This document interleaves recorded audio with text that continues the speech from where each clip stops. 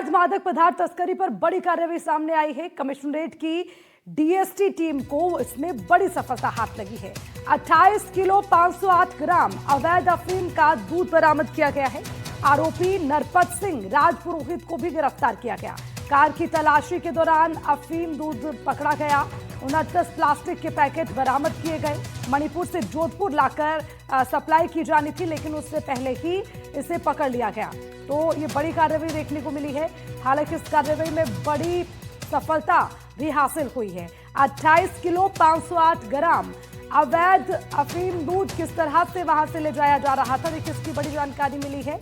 और पूरे मामले पर जब कार्रवाई हुई तो उसमें खुलासा हुआ कि किस तरह से जो गाड़ी जा रही थी उससे इसकी सप्लाई की जानी थी। मणिपुर से जोधपुर लाकर इसकी सप्लाई होनी थी, लेकिन उससे पहले ही उसे पकड़ लिया गया।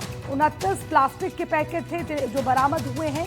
कार की तलाशी के दौरान ये बरामद किए गए अफीम दूध के पैकेट है जो पकड़े गए हैं। हालांकि आपको ये भी बताते चले कि इसमें आरोपी नरपत सिंह राजपुरोहित को भी गिरफ्तार कर लिया गया। अभी के अन्वेषण में यही आया है कि लगभग 35 लाख रुपए ये अपने साथ लेकर के गए थे।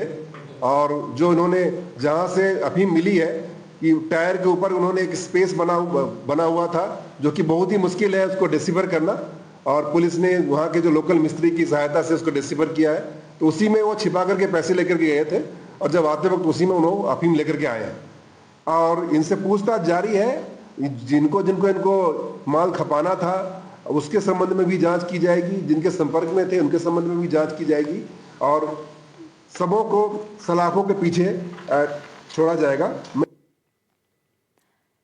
और इसी खबर पर ज्यादा जानकारी के साथ हमारे संवाददाता अरुण हर्ष हमारे साथ जुड़ गए हैं, उनसे ज्यादा अपडेट लेंगे। अरुण, किस तरह से अफीम दूध की सप्लाई की जानी थी? हालांकि सप्लाई से पहले ही उसे बरामद कर लिया गया है, लेकिन किस तरह कार्रवाई हो रही है और जो सप्लायर्स हैं उनके तार कहां कहां तक जुड़े हुए हैं? इस पूरी कार्रवाई के बाद क्या सामने आया है अरुण?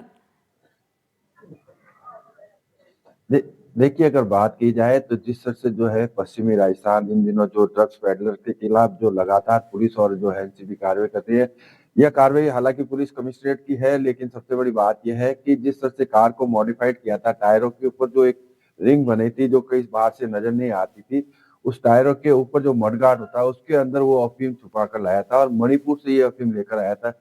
निश्चित तौर से कह सकते हैं भले ही तस्करों ने अपना तरीका बदल गया हो या छिपाने का जो प्रयास कर रहे हो, लेकिन पुलिस की पैनी निगाहों से बच नहीं सकता। और यही कारण है कि पुलिस को पुख्ता सूचना मिली थी और शुक्रवार रात को जो है करवट थाना हल्के में कार को जब रोका गया तो कार में पहले तो कुछ नजर नहीं आया, लेकिन बाद में जब उस कार को गैरेज में लेकर गए और वहाँ मिस्त्री ने जब चेक किया तो पता चला कार मॉडिफाइड की हुई है और मडगार्ड के अंदर जो है पैकेट निकले। निश्चित रूप से 28 किलो 508 ग्राम जो ओपियम पकड़ी गई, इससे करीब 100 किलो जो है अफीम बन सकती थी, लेकिन 1 करोड़ से ज्यादा कीमत की ये अफीम पकड़ना निश्चित रूप से कह सकते हैं पुलिस के लिए एक बड़ी उपलब्धि है। साथ ही साथ उस तस्करों के लिए भी संदेश है कि भले ही आप कितना ही तरीका और पैटर्न बदले, लेकिन पुलिस आपको छोड़ेगी नहीं।